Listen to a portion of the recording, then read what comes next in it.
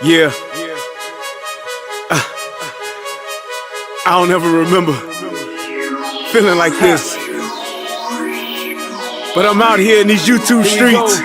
So I want you to get your fingers. I don't know what you're doing. I want you to get your mouse. I want you to check me out. And I want you to check me out. Get ready to do this. It's the relationship rehab. Like, share, and subscribe. We coming at you live. So come on, let's take a ride. Then subscribe to United Guns of America. Just click that link and listen up to what I'm telling you. It's the relationship rehab. Click that link right now. You know what I'm saying? It's your boy Brian Redmond, and I just want y'all to subscribe to my channel. You know what I'm saying? I want you to let me know what you think. I'm gonna talk about some things, you can talk about some things, and we can do our thing. You know what I'm saying? I mean, it's all about having a conversation, right? I mean, if we can't talk to each other, then, I mean, what are we really here for? I want y'all to be able to just come over to my channel, talk to me about what's going on with you, and I can tell you what's going on with me, and we can build some things. You know what I'm saying? That's all about growth, baby. So click that link, go ahead and swipe on your phone, whatever you gotta do. Share my content.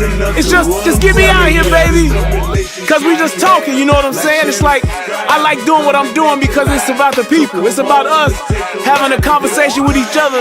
It's about us discussing whatever needs to be discussed. And on these YouTube streets, this is the best place to do it, baby. Like, share, subscribe. That's right. Click the link. Click the link. Yeah. I just want to say thank you to everybody that's out here that's already subscribed. You know what I'm saying? Cause y'all ain't the first one, and y'all ain't the last one. So I just want to give a shout out to everybody that click the link, that click the share, and then subscribe to your boy. Cause we gon' grow this thing together, baby. Relationship rehabbing, United Guns of America. To the world, blow up, baby. Yeah. Click the link, baby. Click the link, baby. Yeah. Hey, I just want to send a shout out to all y'all. I love y'all. That's why I do this. It's for the love of us, baby. I appreciate all of y'all. We gon' do this thing. We gon' do this thing right here, baby. Hey, look, if you at a computer right now, just go ahead and click your link. What else you got to lose, baby? Tell me what you think. Hit the comment section. You can jump on the live panel. We do it all here. That's what it's all about. So come holler at your boy. I've been doing this for years, but I just got onto this YouTube thing. So hey, let's see what it do and where it can go. To United Guns of America. Just click the link and listen up to what I'm telling you.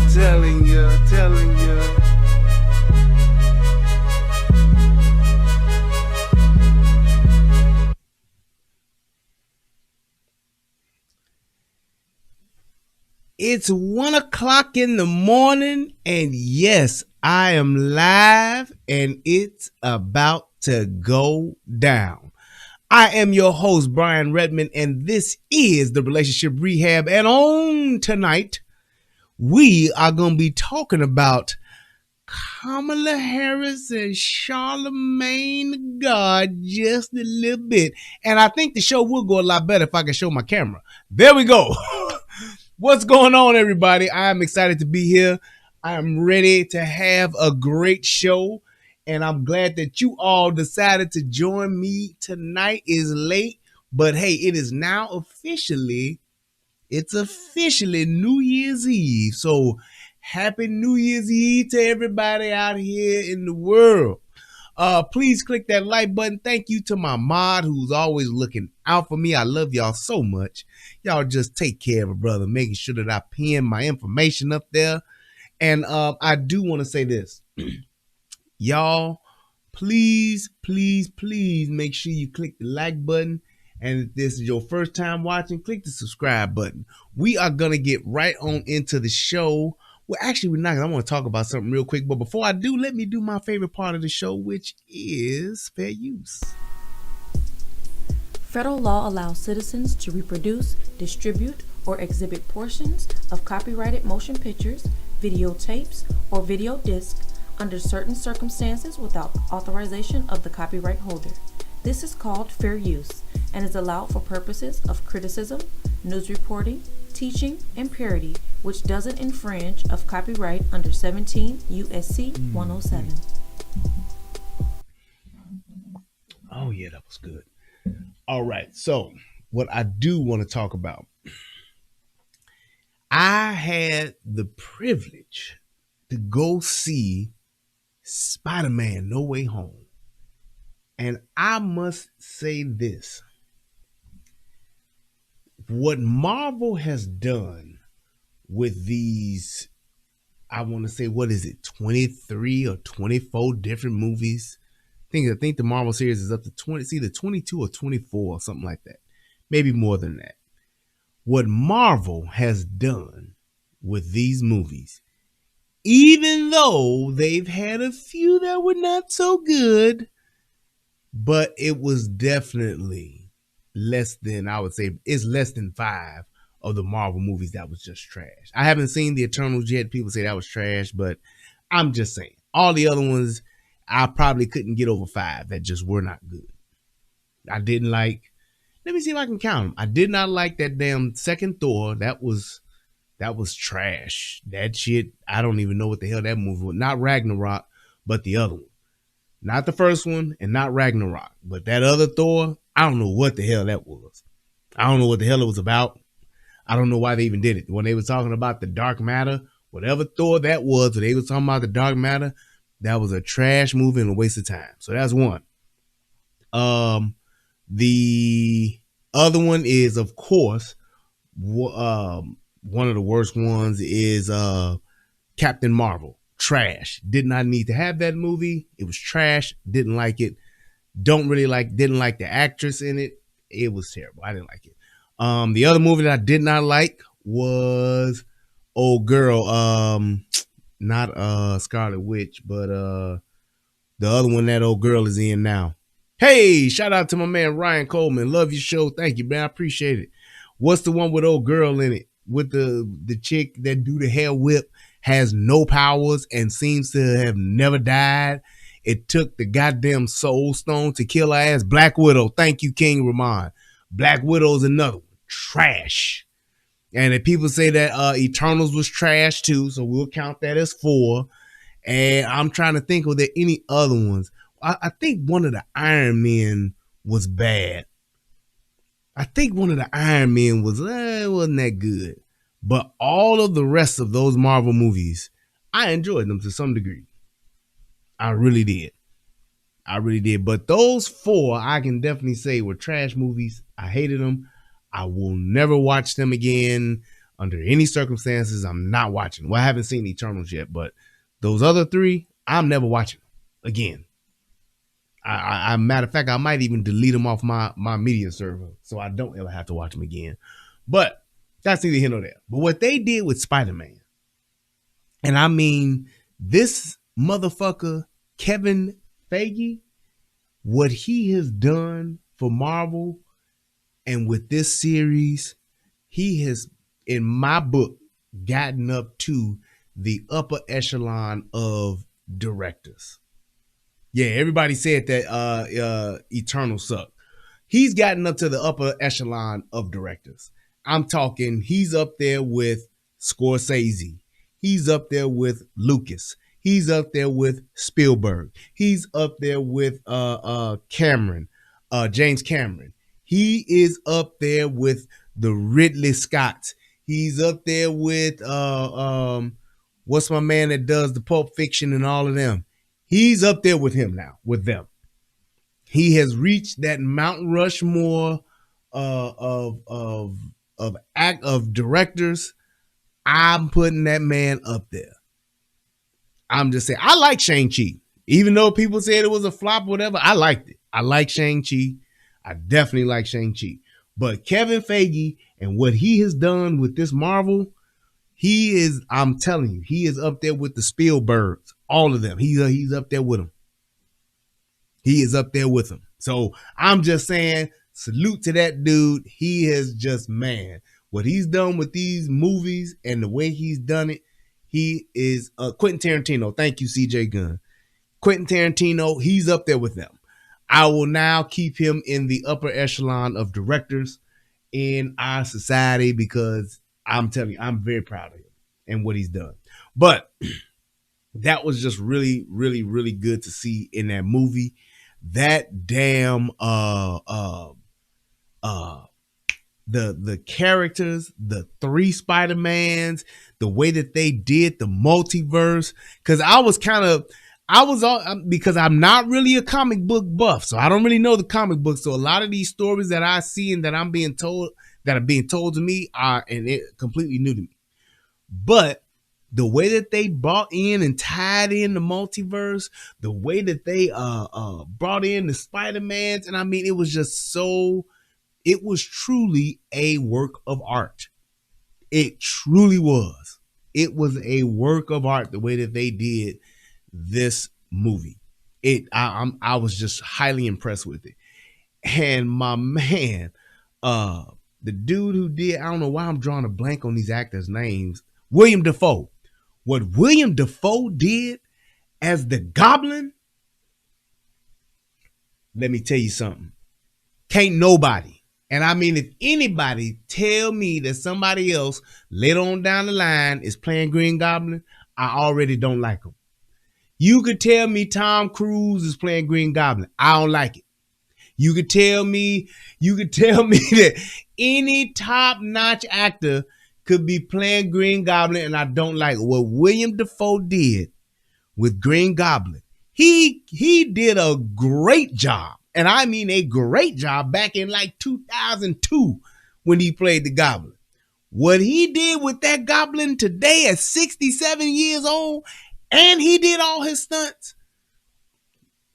it was such a great performance. It was in the same vein as Heath Ledger. What Heath Ledger did with the Joker was nothing short of incredible. What William Dafoe has done with the Goblin, nothing short of incredible. What my man that played Thanos, what he did with Thanos, nothing short of incredible. It was incredible. The way, and I love the fact that I don't spoil the show, I mean the movie, so for those of you who ain't seen Spider-Man, I ain't telling y'all no parts of it. But the way that they did Spider-Man, the Tom Holland Spider-Man, and the way that they matured him in this movie, I loved it. I loved it. The movie was off the chain. Yeah, I wish we still had Heath Ledger. It was Josh Brown, that was his name. Yeah, that was just incredible. I'm getting the Charlamagne, just hang on, Ryan. But it was incredible. If you have not seen Spider-Man, trust me, you will not be disappointed. You won't be disappointed. You won't be disappointed. It was very, very good. I truly enjoyed it. It was a delight. I even at one point, I even had my eyes water. I only cried in like 3 movies. Only about 3 movies I've ever cried on. But my eyes get watery in that movie a couple of times. It was just good. I laughed. I almost cried. I had what do you call it? I had a gambit of emotions. It was just great. So if you get to see it, go see it. It definitely hit you everywhere, man. It was a beautifully made movie. It was truly a work of art. So if you get to go see it, go see it. So without further ado, and I know what else I want to talk about. Man, so today, or actually tonight, and it's one of the reasons why the show was late. Tommy did a show today, and it was so good. I'm telling you, I was desperately trying to get on the show because what he talked about as far as dealing with these young folks today, it is truly, truly sad to see how our young people are today. It is truly you talking about a sad thing. I am so afraid of the future for my children because of how our young Black people talk today. The way that they have no rationale. They have no sense of logic. They don't believe in truth. It's all feelings, whether they wrong, whether it's off TV or the media. It's insane as to how these young people act and think today. It's scary. I truly see why so many of our young people are so misguided, are so lost, and cannot articulate themselves. And they, for the most part, and I'm talking upwards of 90% of them, make no sense whatsoever and have no true grasp on reality or the world today. It's insane. But shout out to Tommy. That was a great show. I really enjoyed it. It was really good, really good. But without further ado, let's talk about Charlamagne the God and Kamala Harris just a little bit. So if you have not seen the video of, and basically what they did was they shot a clip of Charlamagne and Kamala, and it's Charlamagne and Kamala, and they going back and forth, and Kamala Harris is getting Charlamagne the God told. Well, not so much. And when I actually saw the clip, I was like, damn, that's what she did. She bogus as hell. That's what I initially thought. But then my spidey sense got to tingling, and I said, you know, you probably should watch the whole thing and see, because it's just too good to be true to what it is. And most of the time when you see something on the internet and it looks to be just amazing footage, and it's just like, oh man, this is just so good the way that it happened, it's very rare and it's very seldom that it is what it is. And in my opinion, I think that the clip of this was actually, it was cut, but it was, in my opinion, kind of blown out of proportion. It was. In all fairness, in all fairness, and in everything that I saw, and I want you guys to see it too, it really was a thing to me where it kind of got blown out of proportion, and it kind of made it seem like Charlamagne got punked again, like he got punked with Joe Biden. Joe Biden punked his ass. But in this situation here, it wasn't so much. But there was a lot of other things that I thought that were worthy of actually being critiqued and being looked at. And I want to break that part down. So without further ado, I'm going to go ahead and go through this video, and we're going to have ourselves a funky good time, because we got to take you higher. Let's go. I'm very pleased to have joining me for a God's honest conversation, the Vice President of the United States of America, Kamala Harris. Hey, Charlamagne. Good to be with you. My first question is a question that after the pandemic, when I ask, I expect a real answer, okay? You ready? Okay. How are you?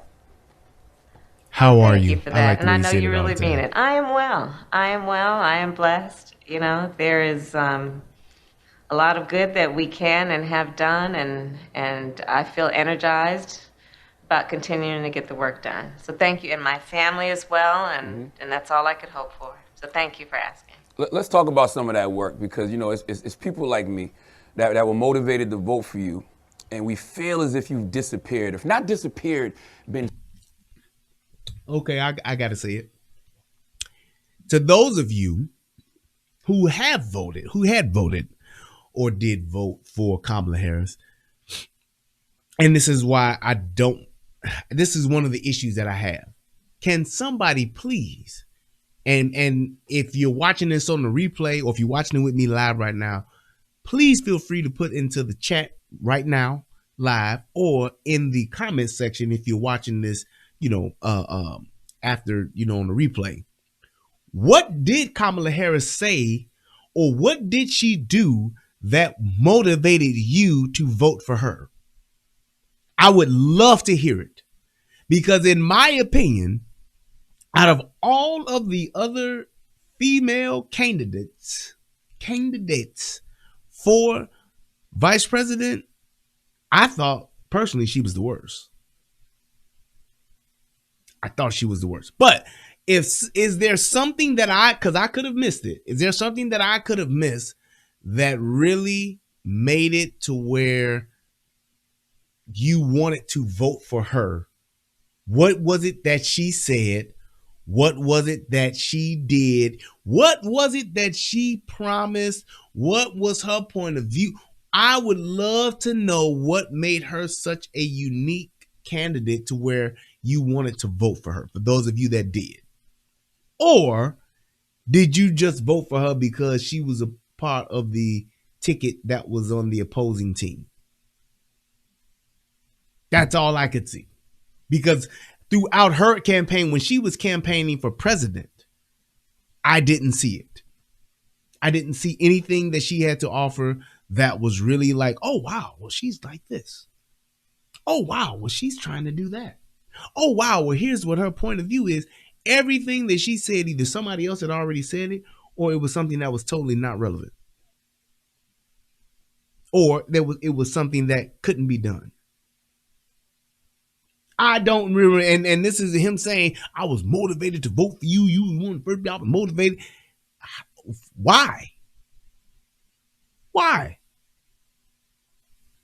Ryan said, boil it down. VP ticket was her or Pence, who isn't great, always the lesser of the two evils. God bless America. And it's just my thing of when we get to a point to where if you're going to vote because of your party, that's a problem to me. But when you vote just because this person is the opposition and you don't have any substantial reasoning behind it, that's even worse. That's even worse. I don't have a reason why I voted for this. I can't find one thing that I like about this person. Aside from a woman saying something about, well, I like the way that she wore Chuck Taylors and pearls.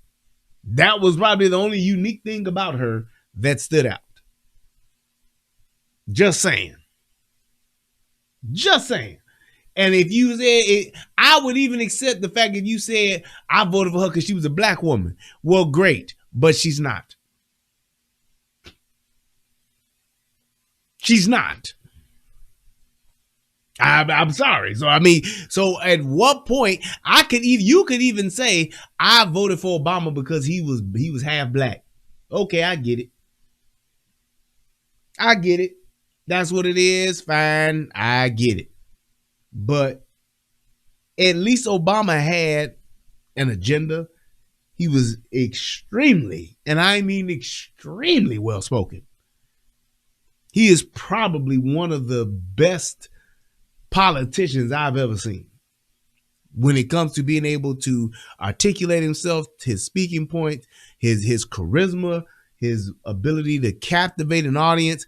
I would say that, yeah, I could see I was duped by that motherfucker twice. I can admit it, and I've moved on, but I can definitely tell you how and why I voted for Obama. I believe the shit he was selling. I was so enthralled by his speaking ability. I voted for the motherfucker. Not once, but twice. I did. Yes. But what is it about her? Because she doesn't speak well.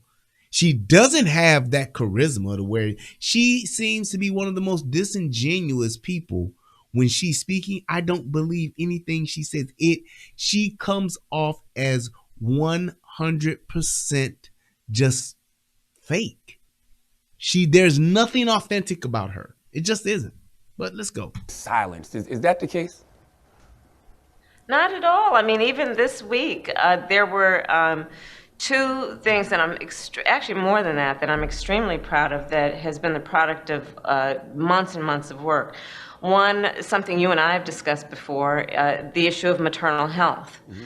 So I brought the issue of maternal health to the front stage of the White House for the first time, talking about what you and I have talked about, that black women are 3 to 4 times more likely to die in connection with childbirth, Native women twice as likely to die, rural women 60% more likely, and we talked about it in terms of, look, this is an issue that needs to be addressed both in terms of the racial bias in the medical health profession, but also I don't know what the racial bias is in the medical health profession.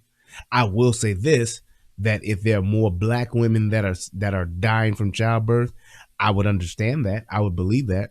But I don't think that that's a race. I don't think that that's a thing of, as far as racism.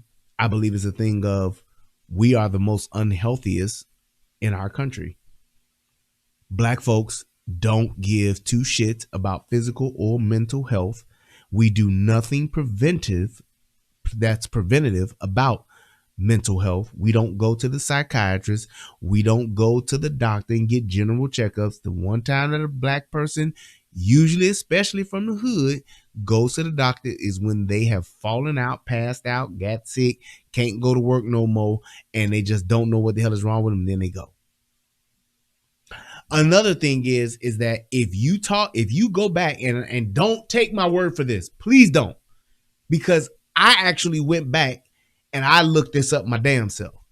Go and look at just her past interviews.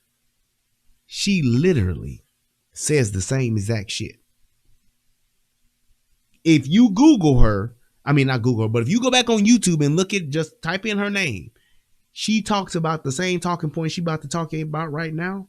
She does the same thing each and every time. Each and every time. These talking points she's about to bring up now, she says the same exact shit. Now, my thing is this. If that's what your running platform is, I get it. That's what you running for VP on or president for, I get it. But you've been in office for coming up on a year now. Wouldn't you have some things that, some real, like, I did that? As opposed to what you still talking about, you bring it to the forefront and to the front stage at the White House?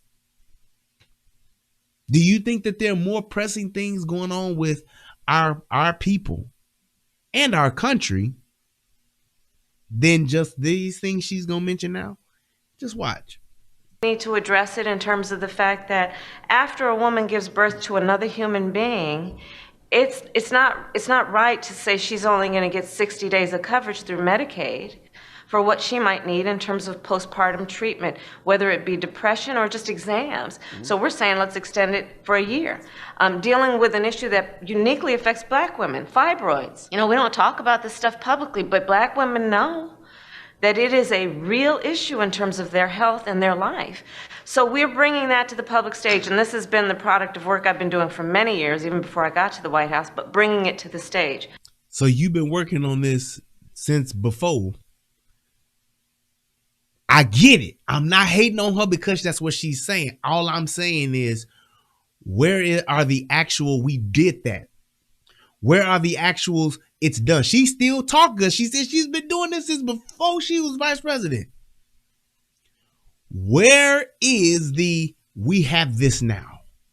Where is the 1 year of Medicaid coverage or whatever is in place now? Where is the 1 year of or free psychological help is available now? Where is that?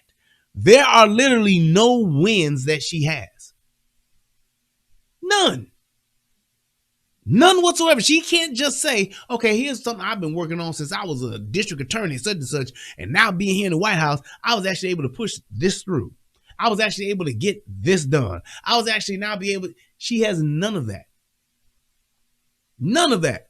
Now, this is before. If you want to talk about what she's been doing now, coming up on her year, what has been her main task? I believe that she was tasked with something that was very, very important to the country, the border. She ain't got shit to say about it. Another issue, I just did an event yesterday about lead pipes. Well, look at the issue of lead pipes. What we know is that especially our children who are in public housing and public schools are more likely to be exposed to lead in paint and in pipes. And so we've put through our infrastructure bill a lot of resources into saying, let's clean up those pipes. Who don't know that lead pipes are bad? I'm just saying. And here's my thing with this infrastructure bill. How and when does that get to the ghetto?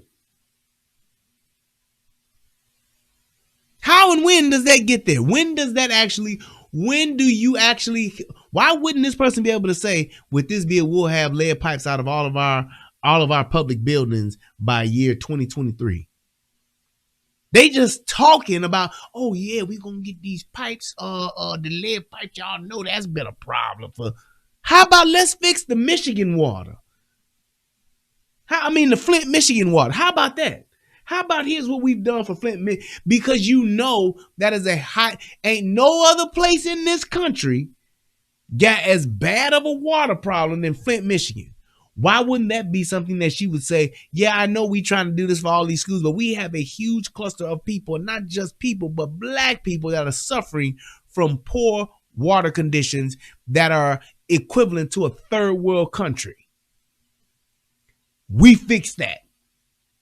We got the price tag. We got the estimate. We know how much it's going to cost, and it's going to take us maybe 4 years to finish it, but the money is there. It's been allocated, and it's going to be fixed on our watch. Why wouldn't that be something that she would say?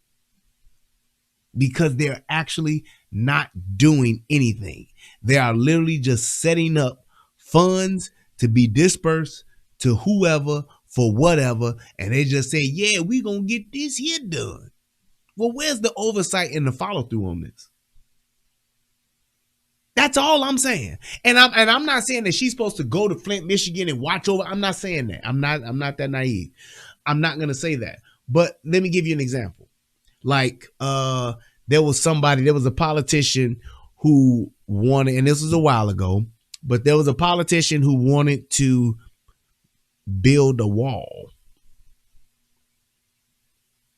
And what that politician did was that politician got all of the funding needed for it and started to have it built to the point to where it was at, 95% complete? Just saying. What was it? What is it? Something like, is it 50 miles of wall left to be built? Or is it 5? It's either 50 or 5 or something like that.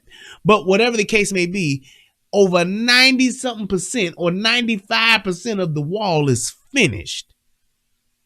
That's all I'm saying. You see what I mean? So it's like there was a thing that I said I was going to do. I now got it done, and now here it is. It's like that kind of stuff. Where are those things to say, nah, I got it done? You're not going to hear it. You just won't hear it. Save the health of our children. And why? Because I've met mothers and fathers all over the country, from Michigan to Ohio, all over the country, who talk about the fact that when they turn on that tap, they are afraid that when they fill that glass of water, they may be filling it with poison. And so we're... Like if your water brown? Like if your water's brown, I would be afraid. I wouldn't drink that. But my thing is, you know that it's there. You know what it is. You know what's happening. Just saying, you know what's happening. Why not just say, well, hey, here it is. This is what's happening. Here's how we fix it. Let's go and get it done. Why not go and say, hey, Governor whoever of Michigan, how much would it cost to fix Flint? How much would it cost? I mean, these are the things that we should be asking, because Flint water still ain't fixed. And if it still ain't fixed, then you got to ask the question, well, why isn't it? And what's the problem to keep it from getting done? COVID? No, because plenty of other shit didn't get done during COVID. If that's the thing to say, hey, look, it's going to cost, let's say it's going to cost $1 billion for Flint. Let's say it's going to cost $100 million to fix Flint water. Then why wouldn't that not be in the infrastructure bill? Because that's a dire need that's affecting a large group of people right now today. But what are they doing? Just talking about, oh, parents don't know what they getting when they drink water. Parents don't. It's such, thank you, amazing, or whatever it is. It's such bullshit that it's astounding that we're not calling it. We're not calling it to say, well, wait. You already know what the fuck is wrong with Flint. Let's find out how much it costs to fix it, and then let's see where the money at to fix it. Nope. Dealing with that because you know why? For our children, half of children under the age of 6, Charlamagne, in America are exposed or are at threat of being exposed to lead. That can stunt their growth. It could have permanent damage in terms of their mental capacity to be educated and literally create brain damage in some cases. What else have we done? Well, I've been working for a long time on... You didn't say what you did. You just talking about the infrastructure bill. You just talked about the bill. You did not say, hey, here's what's happening. Here's what we're doing. This is going to be fixed by this. We have assessed the issue. We've assessed the problem. We now have allocated the funds. The funds will be coming soon. Funds are on their way. The funds are there. Funds are whatever the case may be. They're in the process of doing it right now. If you are the vice president, what else is keeping you from getting something done aside from the president himself? Just saying. Black folks need access to capital. Everybody needs access to capital. In particular, when we looked at the pandemic, how many of our small businesses could not survive the pandemic because they did not have the kind of financial support they need. So I just announced what we are doing that is about the $12 billion I got from the Senate, and extending that money to invest in minority-owned businesses, knowing that we have great entrepreneurs in our community who just need access to capital and need to stop being told that they're unbankable, when in fact they are brilliant and are doing great things in the community. So these are some of the things I... What does that mean? How? How do I get that money? How do I get that money? How do I get that money that she just talked? And you hear politicians say this shit all the time. Oh, yes, we're going to get money for the minorities to get more businesses in the minority communities. And we're going to get the funds available for the minorities to have so that they can get the same loans that everyone else is getting.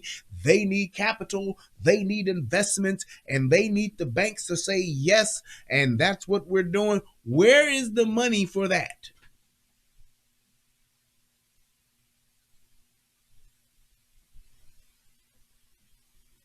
How do you do it?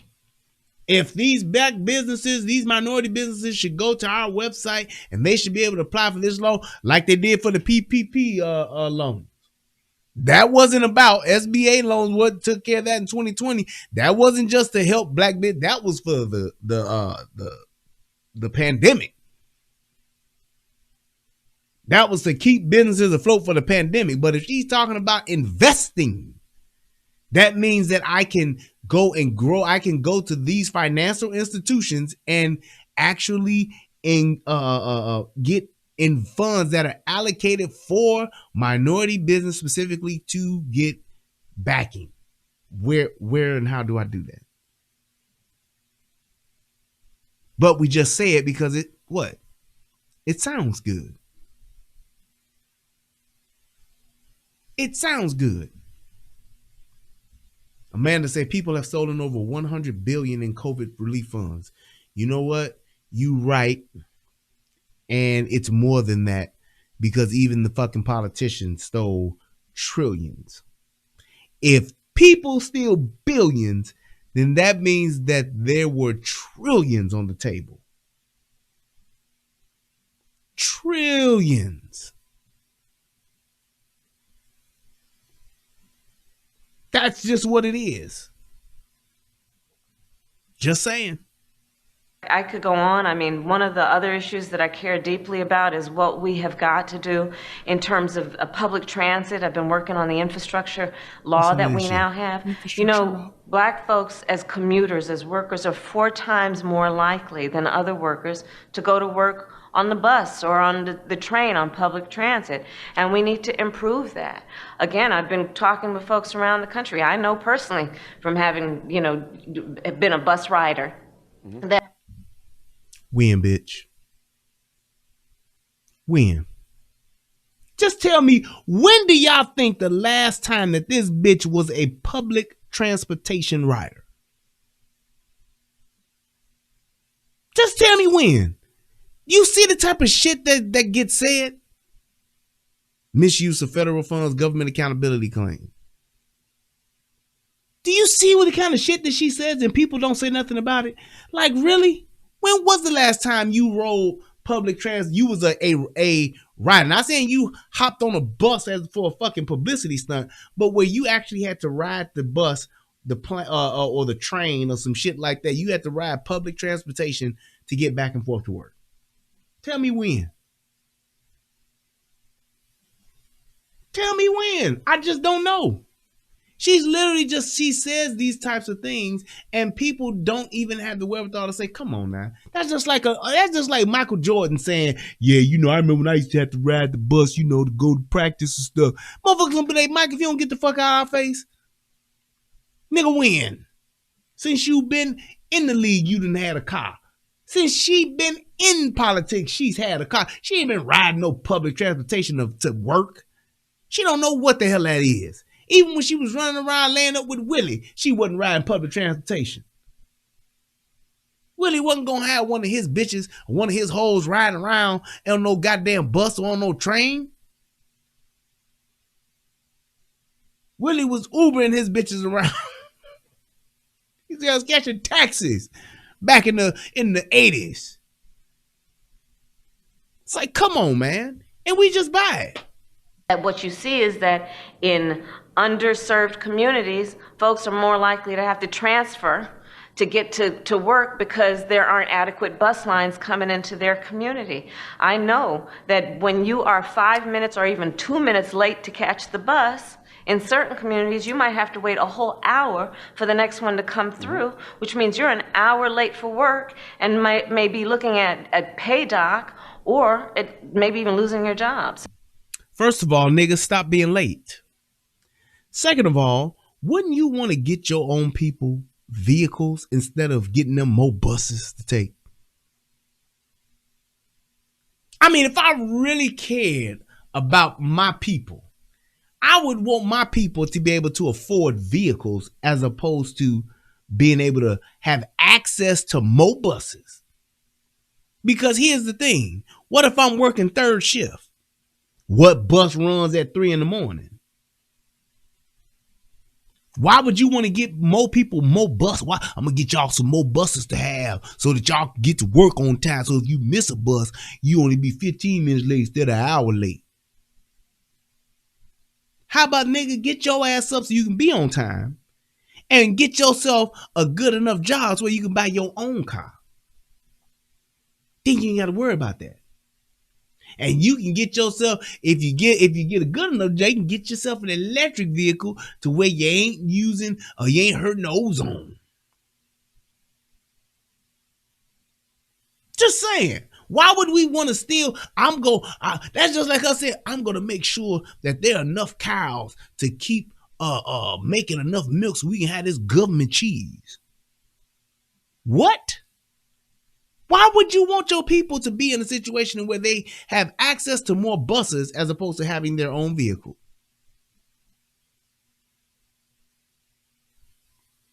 I'm just saying. That's what those are the questions that we don't ask, but we think, yeah, she doing good. Yeah, she doing good. She really trying to help us people. No, she's not. I don't want niggas to have more buses. I want niggas to have their own car. Just saying. Stop buying Jordans and you can get a car. How about that? Let me stop. Niggas don't want to hear that shit. So these are big issues. They take a lot of time. And I'm about saying let's take on the tough issues, but let's do the hard work, which is not just about giving a speech, but it's about actually getting the job done. Absolutely. And we can say this. Is that really one of the most pressing issues right now today? Are we really on a consensus with that? Is that really at the top of our list? What do black folks need? More buses. What do black folks need? We need to get rid of lead pipes. What do black folks need? We need a year of maternity leave. That's all she said. She want to get rid of lead pipes. She want to get more buses. And she want to get niggas a whole year off when they have a baby. Those are the three of the most pressing issues for black folks today, right now. That's what we're saying. I'm just telling you what she said. I'm not trying to make her look bad. I'm just giving you her speaking points, her talking points as vice president of America, of these United States. Fuck the border. Fuck all that. I need to get niggas more buses. I need to get niggas to have a year off for maternity leave.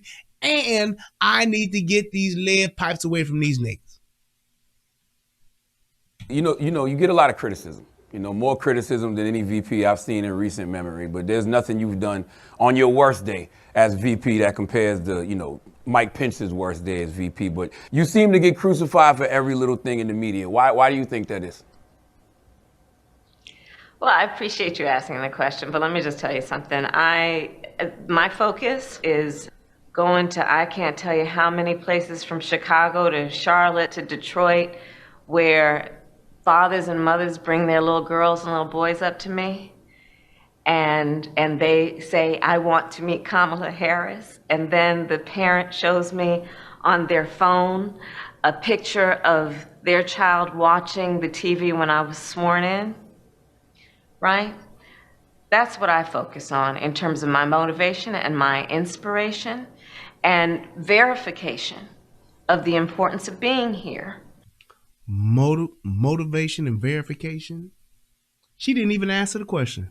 She just listen. Let's just go right back just real quick. A picture of their child watching the TV when I was sworn in, right? Right. That's what I focus on. And I'm telling you right now, when niggas are talking, not just niggas, but any motherfucker. I mean niggas loosely.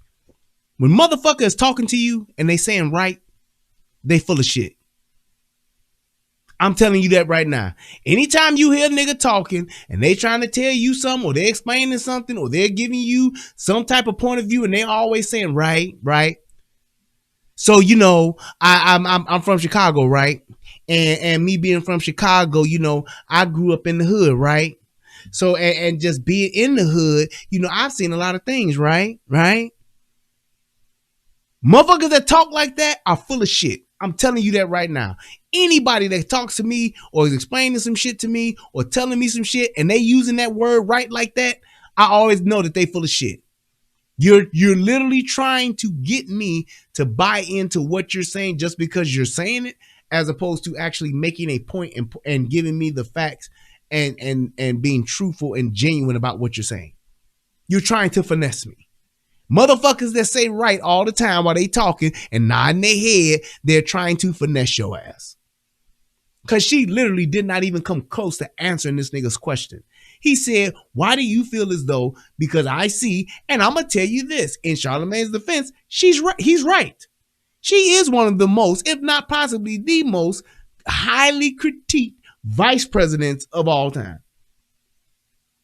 But that would be because, number one, she's the first black woman, right? She's the first female vice president. And number two, her entire run as VP has been questionable as far as her actions. She's literally done nothing.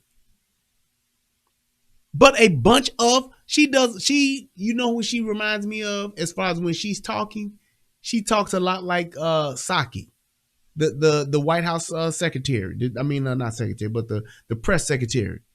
She just does a lot of circling back. She circles back about everything. Don't never really give you a definitive answer on one thing or the other. Don't never ever give you a true, honest, genuine answer. She's just using a bunch of talking points and she just tells you a bunch of fucking anecdotal stories that actually have nothing to do with what the fuck is being asked of her. Listen. In terms of my motivation and my inspiration, fathers and mothers bring their little girls and little boys up to me. And they say, I want to meet Kamala Harris. And then the parent shows me on their phone a picture of their child watching the TV when I was sworn in, right? That's what I focus on in terms of my motivation and my inspiration. Motivation and inspiration. Verification. And verification. If that ain't overlay for the underlay, I don't know what is. Motivation, inspiration, and verification. You know what that is? That's this. Dynamite and old cannon like that, they go to boom, man. The old cow fly all. Tell you what, man, you want to get a flying cow, man. You go load up them dynamite and old cannon like that, they go to boom, man. The old cow fly all. Tell you what, man, you want to get a flying cow, man. You go load up them dynamite and old cannon like that, they go to boom, man. The old cow fly. That's all she's saying. That's exact. I just repeated to you what the fuck she just said when she was answering Charlamagne's question. That's exactly what she just said. A bunch of fucking nothing. My motivation, my verification, my inspiration, my alternation, my durbication, my centrification, my gentrification. She just put a bunch of fucking cases. My vacation, my station is the whole inclination of what my verification was when I first said the whole thing about the motivation. See? You see what I mean? That's all she did. The importance of being here and Right, getting this my work done. perspiration. And that's where I focus. Do you That's think the where I criticism focus. comes from you being a black woman, a woman of color? You see how he cleaned that shit up real quick? A black woman, a woman of color. She's a woman of color. She is not a black woman. She said it her goddamn self. She said it her damn self. So don't try to make it seem like it's me. Nope, it's all her. She acknowledges her Indian heritage every chance she gets. Every chance she gets, she acknowledges that. She is Indian. She don't never be like, yeah, you know, I'm black and I'm from 63rd, not from 64th. You'll never hear her say it. I think that you know, there is definitely healthy discussion that I will leave others to have about that, but I'm going to be focused on the work and I will not be distracted. It's okay to say yes. We see it. It's okay. Now, I know you... And she didn't. And here's my thing. This is the politician side of it. If you believe that, why not be authentic and just say what you believe that it is or what you feel it is? But if you don't, why would you not clear it up? Why would you not say, well, Charlamagne, I don't believe that it's because I'm black or it's because of me being a woman of color. I just believe that, you know, because of the world that we're living in today and the fact that I'm the first female, that me being that is going to give me a lot of more attention than it would in other areas and in other situations. Like, let me give you an example. Do you think Jackie Robinson got more attention than the greater majority of other second basemen in the fucking Major League Baseball? Do you think he did? Do you think Jackie Robinson got more press, more criticism, more got talked about the most than any other second baseman in the major leagues? Name another second baseman that was talked about more than Jackie Robinson. I'll wait.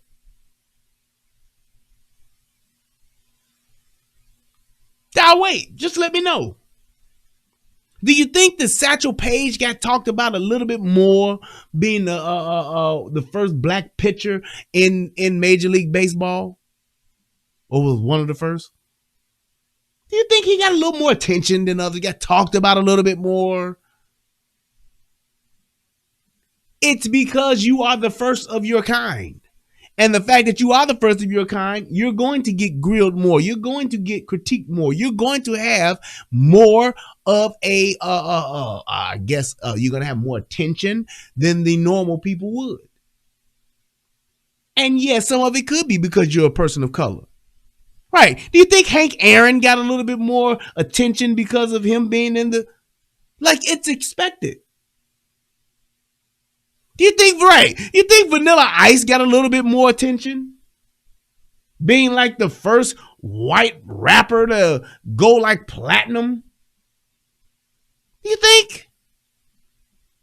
Do you think MC Search from Third Base got a little bit more attention than some other rappers? Even though he wasn't one of the greatest rappers of all time, he still got a lot of attention because he was white. Do you think that was because he was white? Hell yeah. You think Eminem got a little bit more attention, got critiqued a little bit more? Do you think that? I mean, I'm just asking. What do you think that is? It's like, come on. The first of anything is going to get more attention, period, in the dough. And the more first that you have under your belt that you are, and not necessarily good or bad, you're just going to get that much more attention. I wanted to speak on the Build Back Better plan too, but it seems like once again, Senator Joe Manchin is stopping progress on that. Why? Well, look, Build Back Better is something that the president and I care deeply about. It was our original idea. Even when we were campaigning, it's about saying, look, if first of all, the cost of living. He asked you about Joe Manchin. We all know what the hell Build Back Better broke, whatever the fuck it is. We all know what that shit is. It's a big dumbass overspending, inflated pork-filled spending bill. We all know what it is, but he asked you about Joe Manchin, and you just totally started talking about the bill.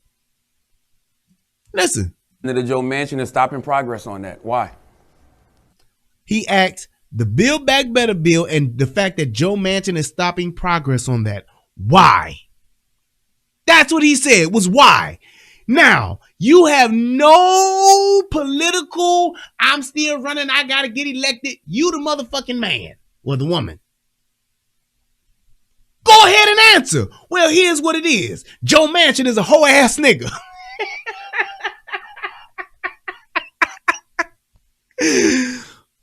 I'm just saying. That's what I would say. Well, Joe Manchin's a piece of shit. Joe Manchin full of bullshit. Shout out to my girl Karen. She said, keep it up. If I'm the fucking vice president and I know that a motherfucker is literally blocking my shit for whatever reason, I'm going to call him out on his shit. Here's the thing. Joe Manchin is full of shit because Joe Manchin want A, B, C, and D, and we not giving him A, B, C, and D. Or Joe Manchin don't like this because Joe Manchin got mad at me because I didn't give him no ass back at a party back in 2002. Tell me that. Don't just start talking about the boy. The plan is to have all this. We let politicians get away with too much overlay for the underlay. Plain and simple. And if your plan, if you really believed in it, and if it was really rock solid, if you really believed in whether there's overspending in it, whether it's too much money being spent, if you truly believed in it, you would speak to it. Even with and gotta give this nigga credit again, Barack Obama, all of the shit that the Republicans did not like about Obamacare, what Obamacare initially started out to be, what it was drafted up as, and what it actually became when it was actually signed into law was two different things. But his idea and his premise on Obamacare, he believed in it and was like, I want everybody to have free health care. Fuck that shit. I want everybody to have to go. I don't want motherfuckers worried about all these doctor bills. We should be paying for this shit. Fuck how much it costs. We just need to pay for it. That was pretty much his thing. Now, yes, I'm exaggerating on it, but that was his thing. And when you asked Obama about that bill, Obama was like, look, look, here's what's wrong. The Republicans, they don't want to sign this bill and to move this bill forward because they don't think that the people should have this type of money spent on it. He was basically outlining the shit. And then the Republicans was coming back saying, if he got all this shit in here that's in here now, we ain't signing. He needs to take some of this shit out. And Obama's going right back saying, well, it took a few things out, but these guys are literally just trying to shred this bill to pieces. And if we don't get this passed through, there are a lot of people that are going to be sick. A lot of people are not going to get the help that they need. And I think at one point he even went, John Q was like, sick, help. That's what Obamacare is. That's what he did. And he stood by that. He actually talked it. Even though a lot of people disagreed with it, a lot of people hated it, In my opinion, I think that there was some good things in it and some bad things in it. I think that there were some things that were just fucking long shots to say, well, wait a minute, now who gonna pay for that? But there was the idea of it for us to have more health care that's paid for by all of us, I think is a good place to start. How that gets done, now that's where the real work comes in. And when it all comes down to us saying, well, we got to regulate big pharma, we got to regulate this medical industry, that's where everything falls a fucking apart, because those are the last two motherfuckers that want to be fucking regulated. Plain and simple. But she just totally missed the whole question and just started talking about the shit she wanted to talk about, like most politicians do. Well, look, Build Back Better is something that the president and I care deeply about. It was our original idea. Even when we were campaigning, it's about saying, look, if first of all, the cost of living is too expensive for too many people. It has been this way even before the pandemic. And we need to bring the cost of living down. So Build Back Better is saying, let's bring the cost of childcare down. That working families shouldn't have to pay more than 7% of their income in childcare. We're saying prescription drugs are too expensive. We know, you and I know, I have family members who have diabetes. It's too expensive to pay. In that statement right there, ain't that the thing that we should be looking at? I got plenty of niggas in my family that got diabetes. Why is that? Because of what we talked about and what I said in the beginning. We don't take care of ourselves. We don't go to the doctor. We don't do preventive health care. We don't try to eat better. We just don't. We raising our motherfucking kids on flaming hots, Takis, quarter juices, all of that fuck shit that we ate when we was young, all that shit that we thought was the good shit. We raising our kids on McDonald's, Takis, motherfucking flaming hots and Doritos, and we not cooking. We ain't getting no organic food. We ain't growing food. We ain't doing shit. And when you feeding a fucking kid fucking Tino's pizza rolls and shit like that, when you eating that shit from day one, hell yeah, by the time you 30, your system is like, God damn, I've had enough. And that's what we should be talking about. Niggas need to eat better. Niggas need to take better care of themselves. When you got motherfuckers eating and putting on shit and gaining weight because they gotta be thick, because a motherfucker talk about them if they fucking 125. They gonna say they look like a crackhead. They gonna say they skinny, they look sick. Then a nigga go and put on 30, 40 pounds. Now the bitch that was 215 is now 247 because she thicker when she should have been 125, and after she had her kids should have been 135. She now got another 50, 60 pounds with that. Motherfuckers be gaining, and I'm telling y'all know, stop me if I'm lying. You know good and goddamn well how many motherfucking, most of our black women, when they had their first baby or their second baby, if they have a kid, they usually put on 50 to 70 pounds of baby, they call baby weight.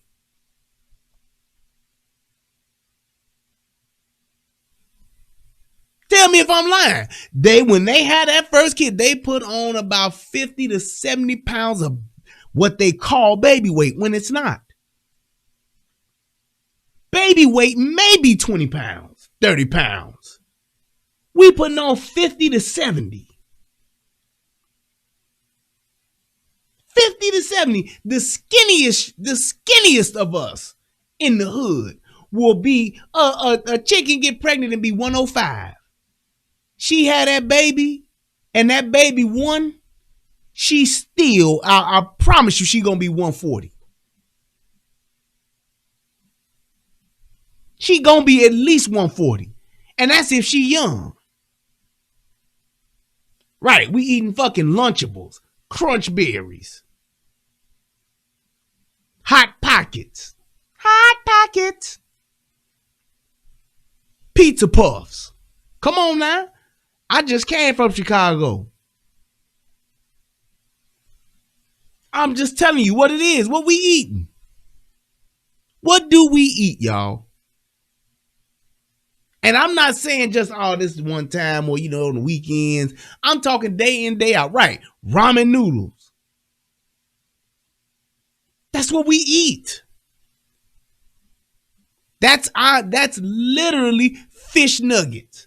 Them chicken nuggets that we saw how they make them at McDonald's. It's literally a bunch of processed chicken parts that's put together, sprayed with ammonia, and put into a fucking vat, and then it's squirted out like goop and shaped into nugget form, and that's what we're eating. Right, honey buns. That's what we eating. Day in and day out. Not just every once in a while, not just on the weekend. Every single day. This is what we eating. We getting hot dogs, cooking noodles, chopping up the hot dogs in the noodles.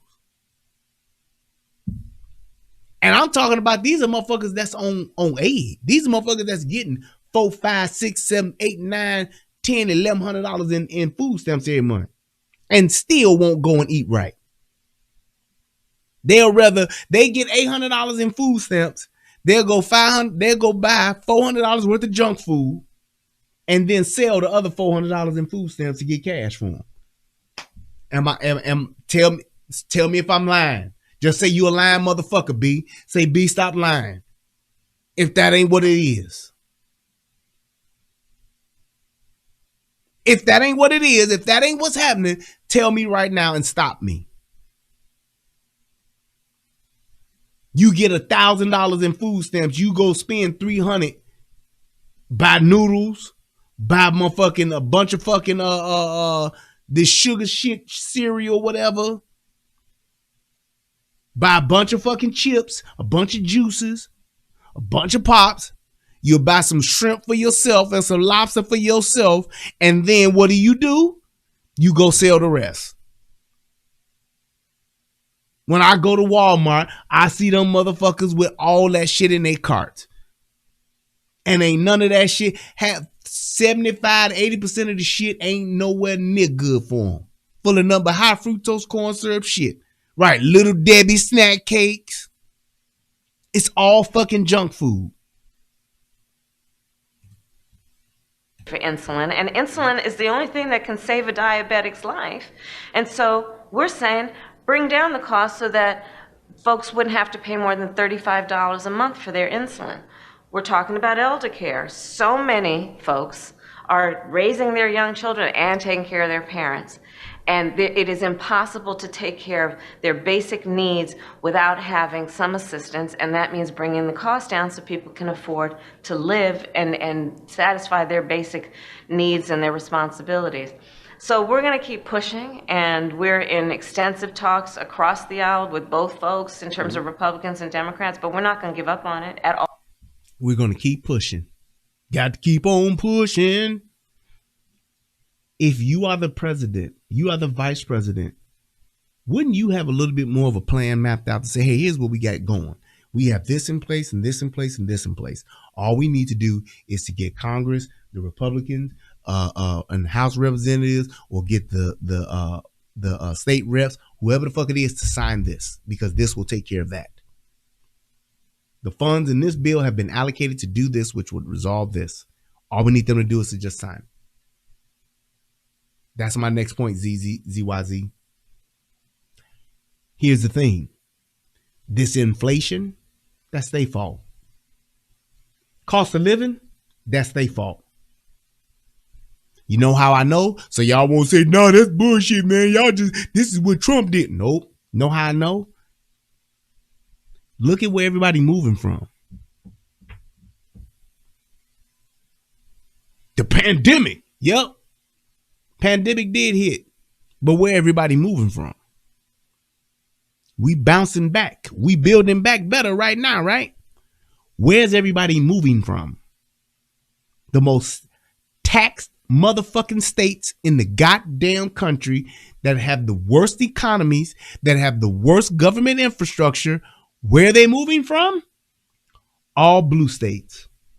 Who got the highest? Who has the highest rate? Who has the highest numbers of people leaving their countries, of people not leaving, but mass exodus from their states? Blue states. California, New York, Illinois, New Jersey, They're fleeing from those states in droves. Why is that? Because they fucked up the economy, because they are overtaxing the people, because they've literally ran the fucking state into the ground due to the politicians mismanaging the funds and the resources that were allocated to them. Well, why you say that? That's happening everywhere. Nope. Because when you look at Florida, when you look at Tennessee, and when you look at good old motherfucking Texas, thriving, growing, look at them.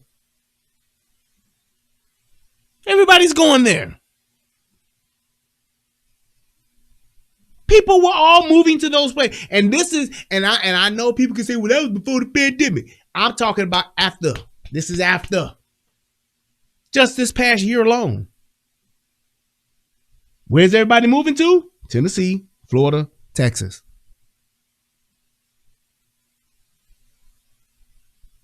People are even moving to fucking places like Wyoming, Montana.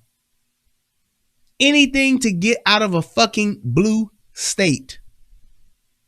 Yeah, they trying to fuck up Texas, but they ain't gonna be able to do it.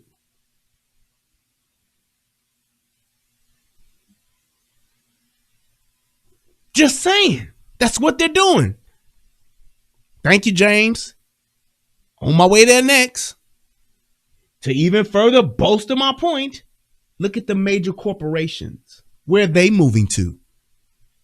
Where the fuck? Do y'all know how much fucking growth Amazon has had in Texas?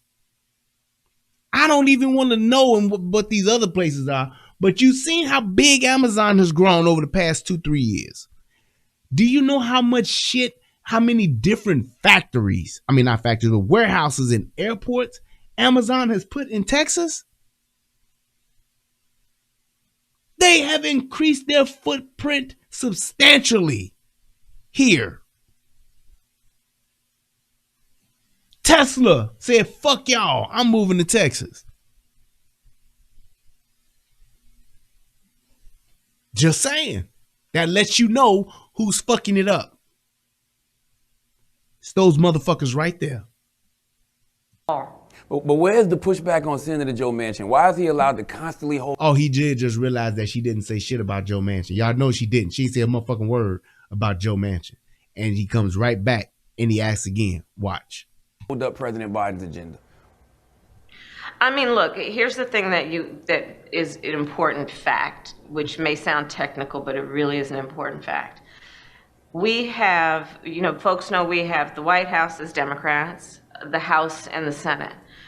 In the House, we have, as Democrats, a majority, I believe as of today, it's by 3 votes out of hundreds of people.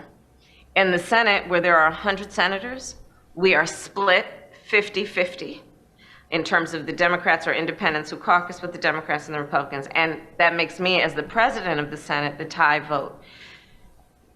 Every vote matters, especially in the Senate, and we have to listen to the voices who represent their districts. And so that's what we do, and then we negotiate. Some people said we would never get the infrastructure deal done, but we got it done. Some people said we couldn't get the American Rescue Plan done, which was $1,400 checks for folks, where we expanded the child tax credit. A lot of the way we did that was also informed by some previous work I did to say, people have to pay, parents have to pay the bills every month, so let's get them the child tax credit in payments every month so that they can get through the month. We got that done. Some people said it couldn't be done, but it takes negotiation, and that's what we have to do. Sometimes it is frustrating. Some people say watching sausage get made, you think that's difficult? Well, watch a bill get made. It's frustrating, and sometimes it's just not pretty. At what point do we If they got the House and she's the deciding vote, if their plan is so great, if it's so amazing, if they got all of these great ideas, then what's the problem? Hey, Dadon, Dabo, if you don't like me stopping it, just go watch it on your own, sir. Let it play, please. It's me doing my own commentary. I'm going to stop this motherfucker as many times as I want to. If you don't want to watch it and you want to watch the full thing on your own, go ahead and just go watch the video just like I did. What the fuck is wrong with people? I don't understand this shit. It clearly says breakdown. It's clearly a commentary. You've clearly seen me here talking. Why in the fuck do you want me to just let it play just for your punk ass? I don't understand it. It's 2:12 in the fucking morning and you want to tell me how to run my show. Just go watch it yourself, sir. That's it. It's very simple. Take your ass to YouTube and just type in Charlamagne and Kamala Harris and the shit will come up. You can watch it as many times as you want. And you can watch it the way that you want. My channel is not your Burger King. That's it. Thank you, Rulia. People that are here watching it, they're here because they've probably seen this. And if they haven't, they want to hear my thoughts about it. Obviously. So just go watch it yourself. You ain't gotta try to support me and tell me how to run my shit. That's crazy. Do you understand how this is my problem with people?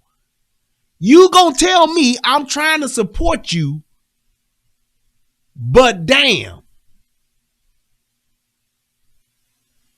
It's like, yeah, I'm trying to tell you, I'm trying to watch your show, but I'm just saying, you need to do it the way I'm asking. Yeah, I understand how you work and how you go to your job, but I'm trying to tell you how to work your job,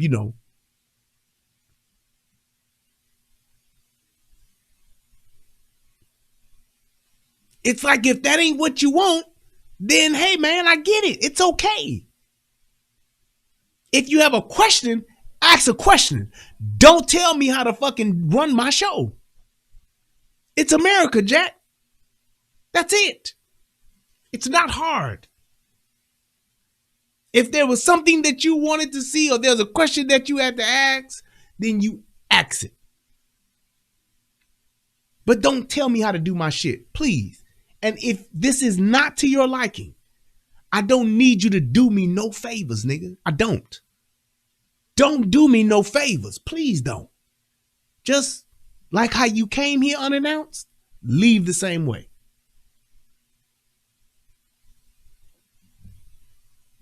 And remember, sit your $5 ass down before I make change. Stop being politicians and just be real with the American people, Madam Vice President, because we know Joe Manchin is ruining this country. The stuff he's holding up progress on are hurting people. They're hurting black people in particular. If Democrats allow Joe Manchin to continue to do this, how do you convince black people to come out and continue to vote for y'all? He's holding up progress. We know this. Hey, Charlamagne, here's the thing, though. Mm-hmm.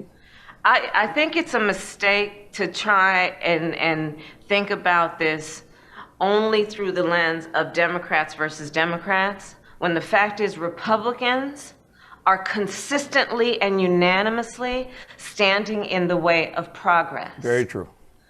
It is my recollection that not one voted for the American Rescue Plan. It is my knowledge that we couldn't get them to even agree, not one, to debate. And here's the thing, she's still not saying anything about Joe Manchin. Still ain't saying shit about Joe Manchin. He's actually trying to ask her, or my thing would be this. Let's just say, in all fairness, maybe they in negotiations and maybe she don't want to say nothing that may piss Joe Manchin off, because Joe Manchin is that dude right now. So why not say, you know what, Charlamagne, let's not talk about Joe Manchin. Let's just talk about the things that I'm trying to do. Let's talk about how we gonna get this thing done and we can move forward. But this should not be about me, telling you what's going on with Joe Manchin. Just saying. Or say, hey, Joe Manchin's doing the best he can for his constituents. We're trying to do what's best for our country, for the country, and we're going to find somewhere to meet in the middle. And that's just what it is. I understand that how it may look to some of you all and how it may look to this side or to that side. And I'm not going to be the one that's going to say, well, it's their fault, or be the one that's pointing the finger saying that, well, they shouldn't have did this. Nope. Let's just go ahead and let me tell you what it is that we're trying to do so that the people can be informed and know where I'm coming from and where me and Joe coming from and what we're trying to get done so that there's clarity. Why not do that? As opposed to just totally disregarding his question and then just talking about some shit you want to talk about. It makes no sense. Go ahead and say what it is you're going to say, but when you're a disingenuous politician that's just here to smooth over and to just do the whole overlay for the underlay thing, that's just what it is. I'm going to try to make you feel this way while in the meantime, I got my hand in your pocket. I'm going to tell you all the things you want to hear, but in the meantime, I'm going to be stabbing you in the side. I'm going to take you and tell you I'm leading you to the promised land when all the while, I'm about to take your ass to the electric chair and fry you like a chicken. That's just what it is. It's like, why do you have to do all of the extra stuff when it's not necessary? And if you don't want to say anything about the person, just say that. I don't get it. On what we were trying, except maybe Lisa Murkowski at some different points, to debate what we need to do on voting. Couldn't get, because of Republican opposition, the George Floyd Justice and Policing Act to get up for a vote, something I helped write with Cory Booker. Another motherfucker who don't do shit but get paid. But that's not my point. The thing is, if that's what she's talking about, and if that's what she's really trying to, now she'll mention that other lady's name that she just mentioned. I don't even know who the fuck that is, but she mentioned her name. She still ain't said this nigga Joe name. And I don't know if Joe sent her a text message or Joe called her before she got on this show and said, look, bitch, keep my name out your mouth, and hung up on her. I don't know what it is, but for some reason, she can talk about everything else but what the fuck he's actually asking her. That's just what it looks like to me. So let's put the emphasis where it really needs to be, which is how is it that today, in this year of our Lord, 2021 in America, that on some basic issues like upholding our democracy, we can't get bipartisan support and therefore can't get it through. You go back to Reagan and Bush. Mm-hmm. There were... She can talk about Reagan and Bush. She can talk about Cory Booker. This bitch is scared to say Joe Manchin name. Republicans during those eras and even before who voted to extend the Voting Rights Act. And now we can't get anybody to stand up and say, this is about our democracy. Let me tell you something. I start every single day reading the presidential daily brief. Let me say this real quick. Here's the deal with the Voting Right Act that they're trying to get expanded, extended, or whatever the fuck. They don't want motherfuckers to have to go through being properly ID'd in order to vote. They want any and everybody to be able to vote without being any contesting. They want you to be able to vote where you want, when you want, and how many times you want without it being any contesting. That's just what this is. Because any and everything, like somebody saying, well, you need to have an ID to vote. Oh, that's voter suppression. No, bitch. That's voter identification. They want any and everybody to vote. If your ass is over here, we don't give a fuck if you here on a visa or if you over here legally or if you just over here just for shits and giggles on the weekend. If it's time to vote, we want you to be able to vote. They want you to be able to just walk in and say, yeah, I'm a person and I'm here to vote. And they be like, well, right this way, mister, I don't know who the fuck you are. Go ahead and get this ballot and go ahead and just punch in who you want. That's what they're trying to do.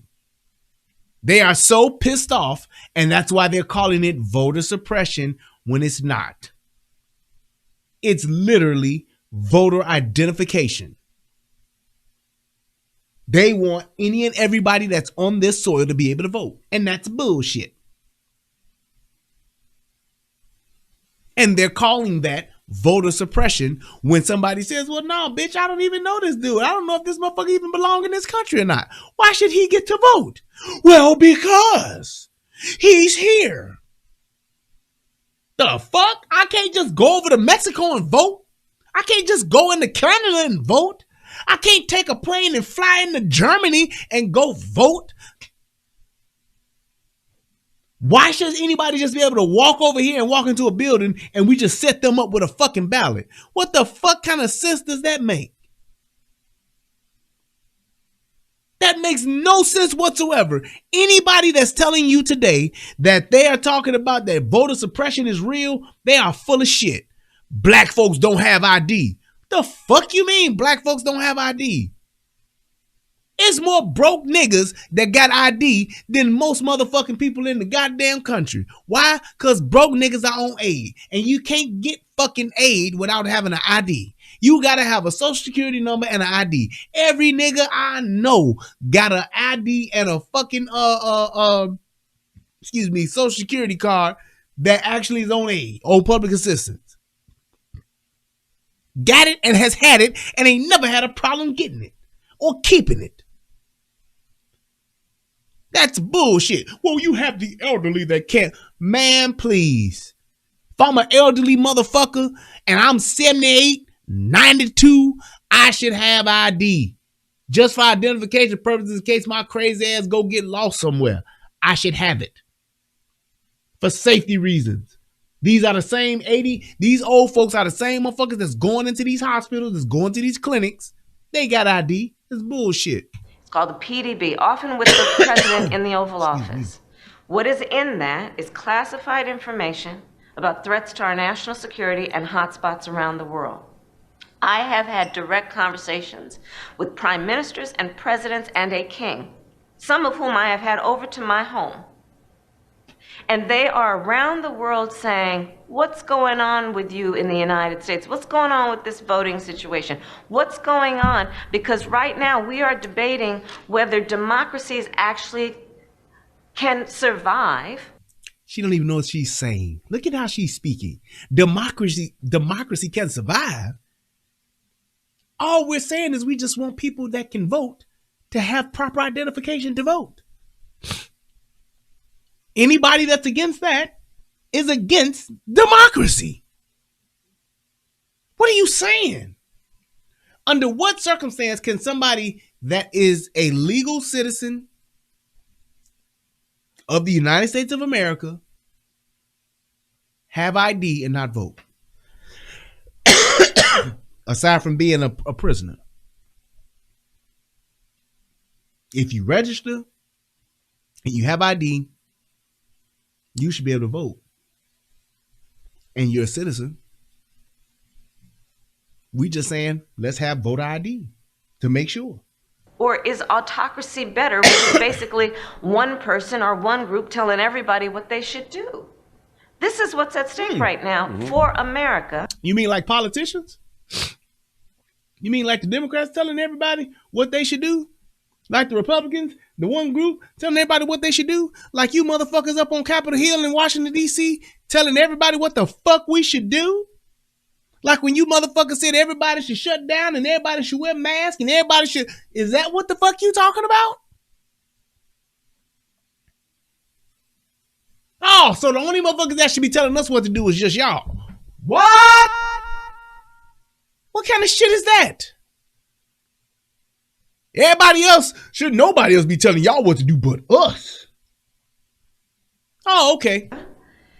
And you can tell I'm a bit frustrated, more than that actually, that people are making this into a partisan issue instead of stepping up to say, save our democracy. And that means stop messing with people's right to vote like they're doing in Georgia and Texas. I can tell you what they're doing in Texas because I'm here. They're making your ass show proper ID. They're running your shit through a system so that they can make sure that you're voting one time. They're making sure that you are being properly identified so that you're only voting one time.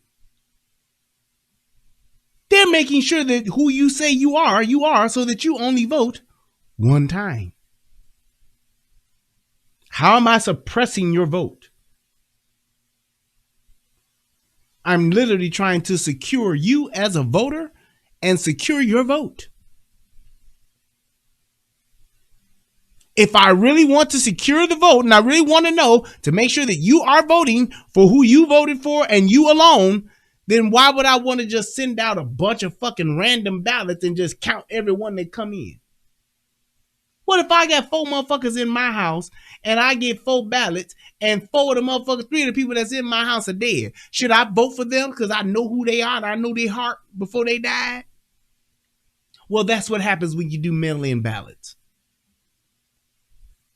You send a ballot to my house for my grandmama. I vote for her. Then you send a ballot to my grandmama's nursing home where she's at. I go vote for her again. Then my grandmama actually gets taken to the voting poll, the booth on the day of the election, and I go vote for her. I take her and tell her who to vote for again. So now my good old loving grandmother done voted 3 times, 2 mail-in and 1 in person. How the fuck do we know which one is which? How do we not know? We can't count them because it ain't no electronic documentation to say, hey, hold on, Sally Mae, you voted already. That's what mail-in ballots get for you. There were plenty of people who did that shit in the last election. My grandmama dead, but I got a mail-in ballot, so I'm going to mail it in anyway.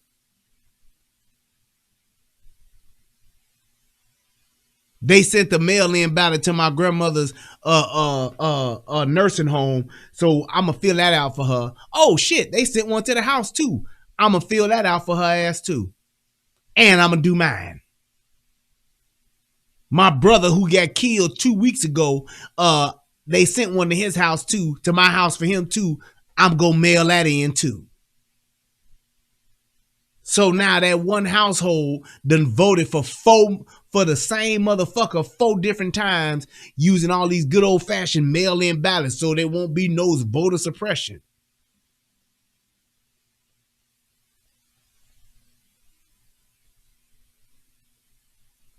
Just saying. This is what they want to have keep going. And then when you point the shit out, well, we should maybe look into that and see what we can find out. You know, that's interesting. I'm glad that's been brought up. Right. Meanwhile, you counting all motherfucking 7 votes. 7 votes by 3 people and only 2 of them alive. Yeah, okay. And this is so much bigger and generational impacting. And people have got to come together and they need to be held to account, which is what you always do. We need to hold people to account. And that includes looking at the Republican Party. I agree. Where do you stand? I agree Republicans are blocking progress, but when I think about it, it's like we went out, black people, we voted, got Democrats in the White House, got Democrats the Senate, but it seems like a Democrat, Joe Manchin, is always blocking progress. Like if there's no hope in making Joe change, like why not say that so at least we know who the problem is? Because I feel like you get villainized the way I feel Senator Joe Manchin should. Me personally. In the media, you get villainized for silly things like earbuds when he's actually stopping progress. Why not just tell people that so we know who the problem is? They're pointing the fingers at the wrong people. Because I'm telling you, I'm literally, the problem is we have right now in America a party, I'm not talking about all Republicans, but the Republican Party that is drawing a line and basically standing in the way of what is in the best interest of all the people. On the issue of voting, for example, and I can't talk about this enough, on the issue of voting. She literally just bypassed this whole entire question. And I'm sorry, can somebody please tell me, is Joe Manchin a Republican or is Joe Manchin a Democrat? I might have my shit mixed up. Is Joe Manchin a Republican or is Joe Manchin a Democrat? Because if the Republicans are standing in your way And he's steadily talking about Joe Manchin is the one standing in your way, and you refuse to say this nigga name, and he's an actual Democrat. Yeah, that's what I thought. I thought that. I know it's late, and I could be confused. I could be, really having a mental block right now. But if this motherfucker's a Democrat, and y'all saying that this is the main motherfucker holding up and kiboshing a lot of y'all shit, then you tell me what the problem is, Tina. Tell me what the problem is. Tell me why that's an issue. If you say he the problem, then why won't you just say he the problem? Cause she still ain't said this nigga's name. And thank you, Mr. Maxwell. This the fourth time he done brought this nigga up, and she ain't spoke this nigga name. The bitch is spooked. I'm telling you. She done got the email. She done got the motherfucking text message. She done got the DM. Whatever the fuck. That nigga done told her ass what's good for her to keep her motherfucking mouth shut. Keep his name out her mouth. She talking about everything else but that. Everything else but that nigga. Everybody else but that nigga. She already went back to Bush and Reagan. Everything is now, and here's where the race hustling part comes in. Everything now, our problem is these Republicans. Don't be Republican. Just Republican, period, is the problem. That's what's holding us back. Not Joe Manchin, one of our fellow Democrats. It's Republicans that's holding us back. Republicans ain't getting on board and doing what the fuck we tell them to do, and that's the problem. That's all she's going to say. Watch. This is about everybody's right to vote. We're not telling people who to vote for. And there's in places like Montana, passing legislation to make it difficult for students to vote, Native Americans to vote, Black people to vote, Latinos to vote. It's happening all over. And any American who... Why would you care if it's the red states that's been historically red doing this?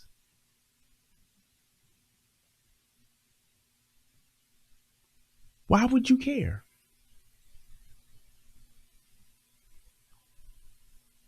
Why would Montana be one of the main points of contention?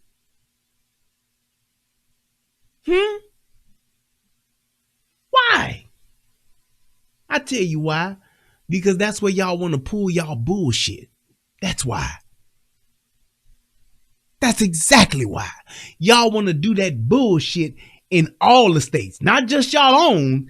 Y'all want to do it all over. We can't have nobody fucking around with the goddamn voting process. Just let us bring in whatever votes we want to bring in. Montana, you telling me that there's so many Democrats in Montana that's just being suppressed that they can't vote because Montana would, I guess, then become a blue state? I wonder how that would happen. Few mail-in, few 100,000, few million mail-in ballots and some ballot harvesting to get that shit done, won't it? Yep, sure would. Who takes the oath to uphold the Constitution should agree. Run on your merits. Don't try to win because you manipulated the system to make it difficult for certain people to vote. Don't do like we did, is essentially what she's saying. Don't y'all do what we did. Y'all run on merit. Let us run on this bullshit. That's essentially what she's saying. She can't even say it looking the motherfucker in the camera. She got to be looking off when she's saying it because she don't believe the shit she's saying her damn self. That's what's at stake. Look at this shit. Enough. On the issue of voting, this is about everybody's right to vote. We're not telling people who to vote for. Bullshit. And there's in places like Montana, passing legislation to make it difficult for students to vote, Native Americans to vote, Black people to vote, Latinos to vote. It's happening all over. And any American who takes the oath to uphold the Constitution should agree. Run on your merits. Don't try to win because you manipulated the system to make it... You hear that? Because you. Difficult for certain people to vote. That's what's at stake right now. Absolutely. And it's a mindset that we really, like, if we're going to say what's to blame and then who is doing that. Yes, all safe. She definitely stutters when she's full of shit. When she's talking some bullshit, some real bullshit that she just running off the dome, she definitely stutters. She stutters and then she puts that fake ass smile out with it. So, like, I mean, run on your own merit. It's the mindset that she shows all 78 of them motherfucking teeth when she's straight bullshit and she stutters. I mean, let's not forget what happened on January 6th. That's right. Where'd that come from? There was a mob. A mob? That attempted a coup. A coup? That with force and violence took over our nation's capital to prevent the declaration of an election where the people have voted. These are the things that are happening, and I just want to urge us to really see where the attacks are coming. And what attacks? They're coming from the Republicans? That's essentially what she's saying. The Republicans are attacking everything and they're not doing what we want them to do. That's essentially what she's saying. And who is doing the attacking so we can hold them properly responsible for what they're doing to harm all of us. I agree. You talked about a lot of the things that, y'all have done with the administration, but, it's a few things still left on the table. Charlamagne, it's Simone. I just want to know if this has to be our last question. Okay. What happened to that student loan money? What happened to the $10,000 promised to the students for student loan debt? Why did they renege on that? So I know you had Secretary Cardona on recently, and I'll tell you, he is working to increase relief for students. And look, I get it. I get the issue that you're talking. I get it. We lied to y'all. Plain and simple. That's all that bitch should have said. I know, you asked me about this money. I'm just going to tell you flat out. Shit. We lied to y'all. And, it's pretty much not going to happen. Joe's already said it ain't going to happen. If it was going to happen, don't you think we would have did it by now? We done passed another $10 trillion at least in bills and spending, and it ain't happening. So I'm just saying, we lied to y'all. That's essentially what the bitch is saying. But watch what she does. Talking about, I had student loans. Look, it's right now. You heard she said had. Mm-hmm. She said had. We have so many people, tens of millions of people in the United States who are dealing with student loan debt and responsibilities, and it's standing in the way of them being able to start a family or buy a home, and it's real, and we need to deal with it. I remember, I'm gonna date myself, but I had that little coupon where I'd have to pull out the coupon and put in the number and send a check with it every month, and that's real. That is real. He said what happened to it, bitch. He didn't ask you if you thought it was real. That's what he asked you. He asked you what happened to it. He didn't ask you about if it was real or not. Is student debt real? Then that would have been the perfect story for you to tell.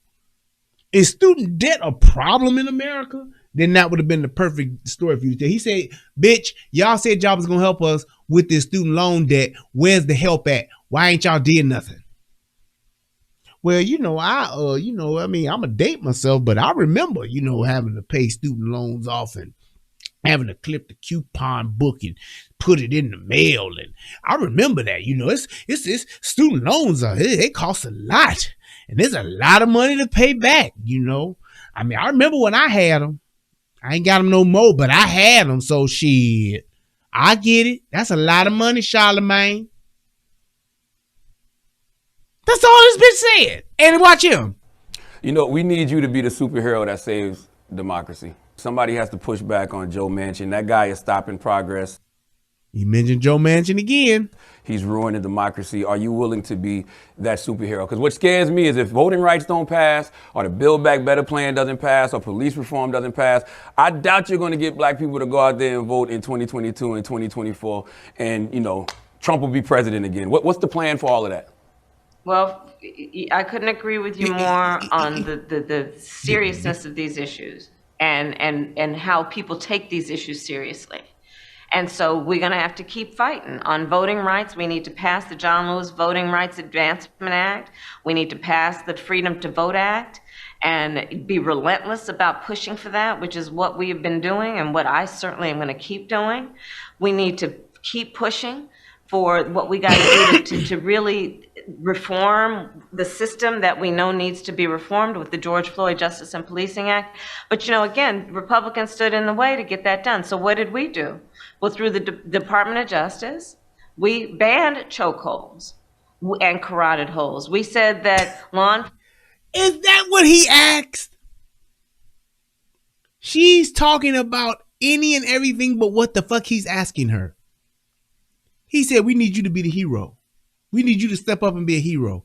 We need you to step up and actually do what you said you was going to do. How about that? Well, you know, we got the George Floyd Act and we got the the Spades Renege Act of 2020 that we gonna get passed where you can't renege in any state. We got to keep pushing for that. We're gonna keep pushing to get the Double Dutch Act taken care of because the Double Dutch Act that'll make sure that everybody can double dutch. I mean, because double dutch is a very serious sport. We've got to get double dutch effectively throughout the entire state. I mean, throughout the country, and every state has got to be on board with that. And it's the Republicans that's keeping us from jumping double dutch. That's just what it is. We've got to get this together. I mean, we gonna keep pushing, but it's the Republicans that ain't doing nothing. They blocking us. So what we gonna do? We gonna get the George Floyd Act together, the John Lewis Voting Act together. We gonna get the Equal Opportunity Voting Act together. We gonna get the You Can Vote Too Act together. We gonna get the I Want to Vote Right Now act together. We gonna get Hopscotch Matters together. We also gonna get Rock Teacher. We gonna get that bill passed so that all the people can play Rock Teacher on their porch. We gonna get the red light, green light bill passed so you can play red light, green light on your block too. We also are gonna get the pole-to-pole street football act passed so that we can do this. All we have to do is make sure that we keep the Republicans, who are the real enemy of all of this, they're the real problems here, to just change their mindset and to keep us from having to do all this stuff now. That's the problem. That's all she's saying. Right, we got to get the Foursquare bill. We got to get the Simon Says. The Tetherball Act has got to be passed. We're going to keep pushing for it. We're definitely going to keep pushing for the Red Rover bill. We're going to get that together. We're going to get the Dodgeball bill together. That's what we're going to do, because those are the things that people need in order to make it. That's why inflation is so high. It's because we don't have a hide and go seek bill in place, Charlamagne. We got to get the hide and go seek bill together. Yes, we got to get a tag your it bill passed, and we got to get it passed now to give these people some relief. That's what we got to do. And I'm going to keep pushing for it. Enforcement at the federal level, where we have the power to do it without Congress, that they have to wear body cameras when they're serving warrants. We put in place investigations of police departments that are active investigations right now. We are supporting consent decrees. So we are doing those things in the face of Republican opposition, but we cannot give up. None of us can. Hey, and all y'all watching, hit that Cash App. Shit, I just thought about that. I ain't saying shit about that Cash App or that PayPal all day. Shout out to Nikki. Hit your boy up with $20. He says, happy holidays. Thank you. I appreciate it. And my man, Billy Goat, hit your boy up. He says, peace. And my man, Big Time, hit your boy with $5 as well. He said, King High Point, I see you, brother, with your High Point out there not working, barely shooting. I see you. And the reality is, because the issues are too serious and they impact everybody every day. And I agree with you. They're very serious. Who's the superhero that's going to speak against Joe Manchin? Now, here's where shit starts going left. Now, I will say this in her defense. She did tell him he only had one more question, and he's now asking 3. Give a nigga an inch, he take a mile. Give a nigga a rope, he want to be a cowboy, Gus. She told his ass 3 questions ago, nigga, we only got time for one more question. He's on his 3rd. I want to know who's the real president of this country. Is it Joe Biden or Joe Manchin? I'm sorry, I interrupted. I don't think the vice president can hear you. It's Simone. I'm so sorry, Charlamagne. We have to wrap. She can hear me. You can hear me? Can you hear me now? Can you hear me now? And I promise y'all, this is one of those instances where I gotta say it. Only a black woman would act like this. Can you hear me now? I'm sorry, but she just gotta go. Hey, look, Mr. Charlamagne, that was the last question, and we're gonna move on. Shout out it's like, come on, man. Shout out to my man Durnell, hit your boy with $5. Thank you, man. I appreciate it. Shout out to my man Reg, hit your boy with $5. I appreciate it. That's what's up. Y'all coming through with them donations. Now that's what I'm talking about. But it's like, if that's what the thing is, if it's time to go, it's time to go. Gotta go, gotta go. Y'all heard Robert Harris say it. Gotta go, gotta go. But she's going down, get the snooty part going and get the attitude, and there it is. President. Oh, I'm sorry, we got to wrap. Oh. So I'm sorry to interrupt. They're acting like they can't hear me. I can hear you. Oh, so who's the real president of this country? And here's my thing. And I see this with Joe Biden as well. If I'm the president, yes, I have a schedule. Yes, I have other things that I have to do. If I'm the vice president, I know I have a schedule. Yes, there are other things that I have to do. But if I'm really in charge of my shit and I am the guy, I can tell my person that's keeping me on schedule, hold on one second, I'm going to answer this one last question, then we going to go. I ain't never seen them do that. They always looking, this it, boss? Shout out to Amazing, hit your boy up with $5, appreciate it. They always doing that. You sure? Look, she looking like a little kid. Is that it? Do I say any more? I'd be like, hold on. Jacko High put $4 on the $4.50 on the PayPal. I appreciate it. Hold on, let me refresh it. I'll shout you out, Jack. Hit me up on the PayPal. I'm gonna shout you out. It ain't came through yet. But it's like, that's the thing. If that's what's happened and that's what it is, and I'm in charge, we got one more question we got to go. Hold on. I'm going to answer this one question, then we out. Charlamagne, I got one more question that I can answer, then I got to go. That's what I'm going to do. I'm not going to sit back. That's it. Or do I say it or do I not say anything? These are grown-ass men and women, and this lets you know just how fucked up this administration is. How many times did and I gotta be fair, how many times did Donald Trump do this? Motherfucker Donald Trump getting off a motherfucking plane 2 a.m, tied in the motherfucker, tie hanging off, motherfucking 2 buttons opened up, nigga V-neck shirt showing and shit. He walking tied in the motherfucker. Mr. President, how did things go? Things went good. We got a deal made. We'll be able to do a briefing in the morning. Press secretary be able to come talk to everybody, let you know how things went. We'll definitely mention it. But we did get the deal done. I think you'll be happy with what we got done. I'm happy about it. Y'all gotta have a good night. Just saying. That's what that motherfucker did all the time. Is it Joe Manchin or Joe Biden, Madam Vice President? Come on, Charlamagne. Come on. It's Joe Biden. I can't tell sometimes. No. And here's in fairness to Charlamagne, Jason Gunn said highest donation tonight. I don't know. I'm hitting that refresh. Let me check the PayPal.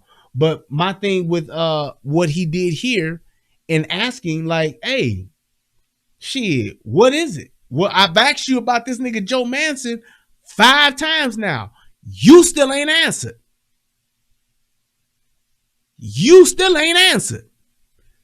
So if you ain't answered, why you gonna get mad now that I'm pressing the issue?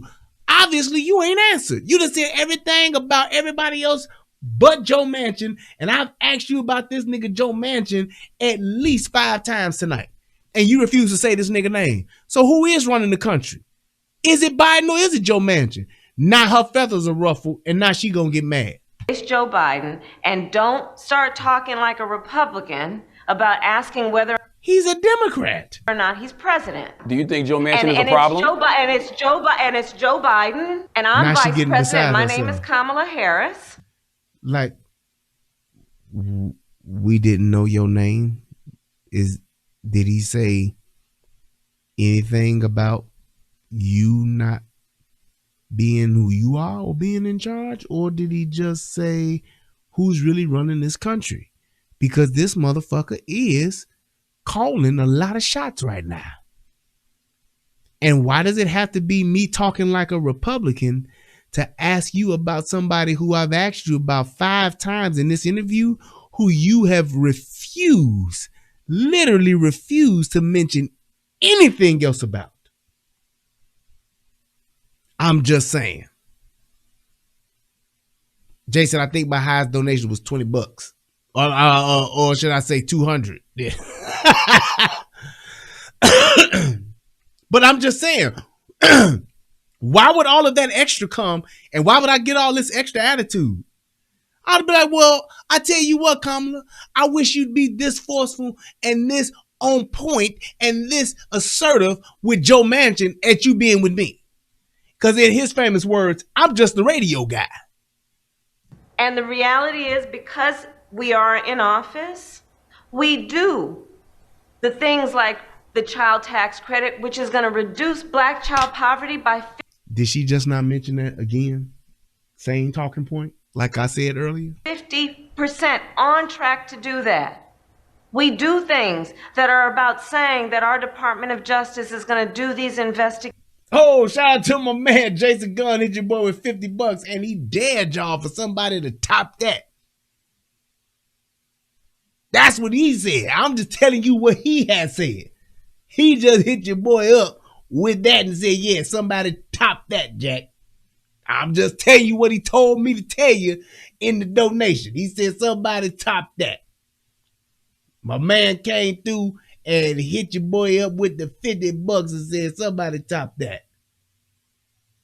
Oh, here's my man Jayden hit your boy with $450. I see you on the PayPal side. And Deluxe hit your boy up with $10 as well. That's what's up. And Nolan hit your boy up with $242. Thank you. I appreciate you.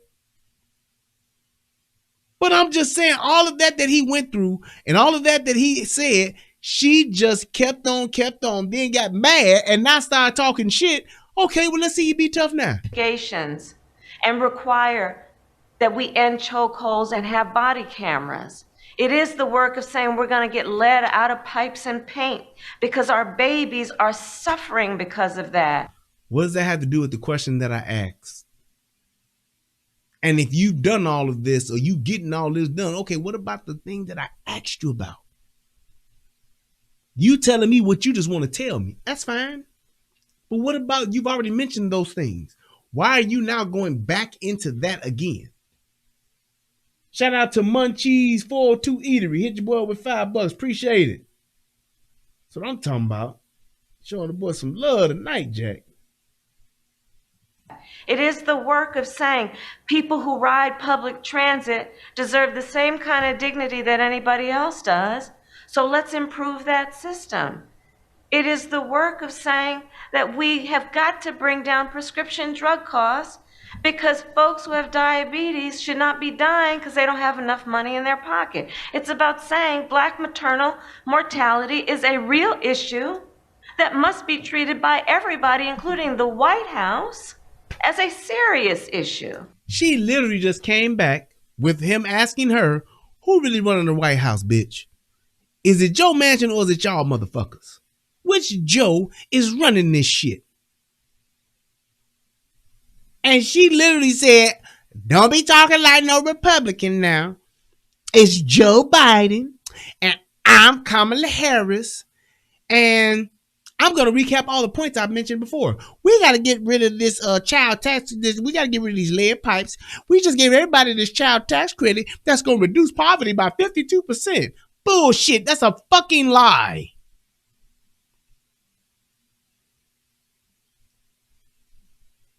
That's what we doing. We got to get these lead pipes out these walls and stuff now. We got to get these parents on this 1 year maternity leave now. It's like, this is what she did. I'm just saying. I hear the frustration, but let's not deny the impact that we've had and agree also that there is a whole lot more work to be done. And it is not easy to do, but we will not give up, and I will not give up. I just want you to know that Madam Vice President, that Kamala Harris, that's the one I like. That's the one that was putting the pressure on people in Senate hearings. That's the one I'd like to see more often out here in these streets. Well, let me tell you something there, Charlamagne. You ain't gonna see it. Because that bitch is doing what she's told. She has literally sat her $5 ass down before I make change. Because she don't want her handlers to make change. That's exactly what she's done. Plain and simple. So all of that shit you talking and what you want to see, you ain't gonna see shit. She is a fucking puppet. She does what she's told and she does it well. That's it. And the only thing you're gonna get from her is what you just got from her. These old ass talking points that don't mean shit to the masses. That don't do shit for the people. Why the fuck am I worried about lead pipes when I got niggas running up and down my street shooting and stabbing and killing motherfuckers at a 200% uptick? Why do I give a shit about lead pipes with that? Why do I give a shit about a fucking extra bus or extra buses running in my community when I'm getting robbed at the goddamn bus stop?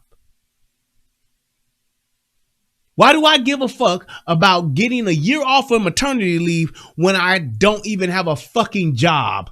And when I did, I got sent home because of COVID and I just sat my ass at home because I made more money sitting at home due to the pandemic than I did actually working my job. Why do I care about a fucking year of maternity leave? I've been on maternity leave for over a year now and I ain't even had no baby.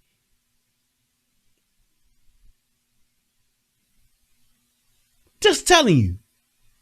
Why do I give a shit about that? She's talking about a bunch of shit that does not impact the majority of people's lives. She's talking about shit that sounds like, yeah, it could sound good. It sounds good. Yeah, it does sound good now. It does. I'm surprised the bitch didn't mention Juneteenth. But this is what it is. This is their agenda. This is how they play politics. We tell you we gonna keep on trying. We gonna keep on pushing. We gonna keep on moving all through the night. We gonna keep on doing it right.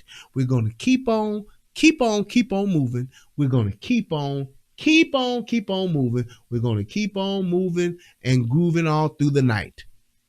We're gonna keep hoping. We're gonna keep wishing. We're gonna keep praying, and we're not gonna give up. Nothing can keep me from it. I'm not going to give up on you. Don't you give up on me. And we going to make it through. That's all she's doing. Selling you a bunch of false fucking hope.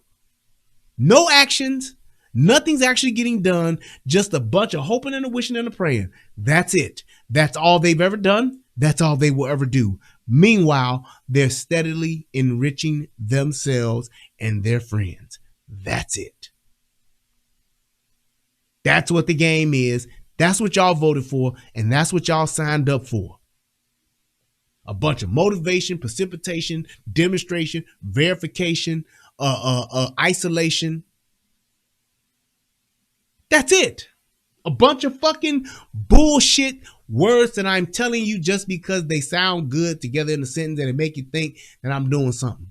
And if you don't know the meaning of the word, it don't matter. I'm just going to keep saying it because the shit sounds good.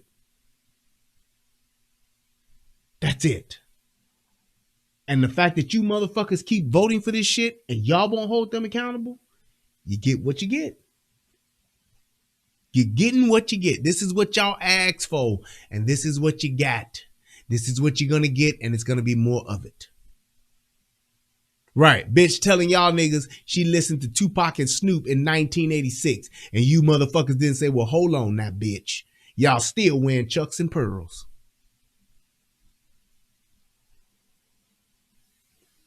That's what a motherfucker told y'all, and y'all was cool with that shit. But you mad that Trump was offering $25,000 for the New York 5 motherfuckers back in 85. Got a problem with that shit though. That was racist. But this bitch telling y'all, yeah, I was smoking weed, getting high to Snoop and Tupac when I was in college. Bitch, that was in 1986. Pac was like motherfucking 7. The fuck you talking about, bitch? You're lying. Meanwhile, inflation is high. Niggas are getting taxed. Food supply chain is fucked up. Food is higher than it's ever been.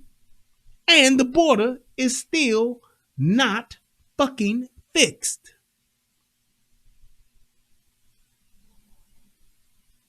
Yep, the HBCUs got their budget cut. The money that Trump gave them, that shit is gone. I'm just telling you. You tell me what it is. And with that, I'm going to wrap it up. You guys, thank you so much for tuning in. I'm right at a little bit over 2 hours. That's what's up. I'm going to go ahead and close it out. Please, please, please click that like button. Please share. Let me know what y'all think and let me know what you think about this shit. To me, I think that she's a tremendous bullshitter. I believe she's one of the most disingenuous, one of the most just least authentic fucking politicians we've ever had. She's a terrible politician. I'm telling you, she had no choice but to sleep her way to the top. And the fact that she's in this position now and is still doing the same shit, she really has no substance to herself. She's just trying to get as much money and as much power as she possibly can. And she ain't going to do a goddamn thing for nobody that looks like me or looks like you. I promise you that. That's just what it is. So thank you guys so much. Y'all have a good night. As always, I love you guys. Y'all could have been anywhere in the world, but you chose to be here with me, and I surely do appreciate it. I hope that you guys have a great night. Happy New Year to all of y'all. I should be able to do a show tomorrow too at some point in time. And other than that, till next time, peace. I'm out. I hope that this video helps somebody become a better version of themselves. And remember, it's always better to have it and not need it than to need it and not have it. I am your host, Brian Redmond. This is the Relationship Rehab. And if you have not signed up for the United Guns of America channel, please do so. I love you all to life. I hope y'all have a great New Year's Eve. I hope y'all have a great New Year. And man, I'm expecting nothing but bigger, better, and greater for each and every one of us. I love y'all. Peace. And I'm out. Love you too, Jason. Thanks, brother. I'm out. What's going on, everybody out there in the internet world? It's me, Brian Redmond, also known as the Relationship Rehab. And I need you to do 2 things. What are those 2 things? Subscribing to both my channels. I need you to go to the Relationship Rehab, subscribe to that channel, and then I need you to go to United Guns of America and go to that channel. Now you may be asking, why would I do that, Brian? Because it's 2 of the hottest channels on the internet. Come over there, give me your thoughts, give me your opinions, have conversations, because that's what it's all about. We talk about some of everything: politics, relationships, guns, law enforcement, community stuff. Anything that's happening, I'm willing to have a conversation about it. So come on over. You don't got nothing else to lose, and you ain't got nothing else to do. So come to my channel, subscribe ASAP, and join in on the fun. Twice the entertainment, 2 channels, twice the fun. Come on and have a funky good time with your boy. Peace, and I'm out.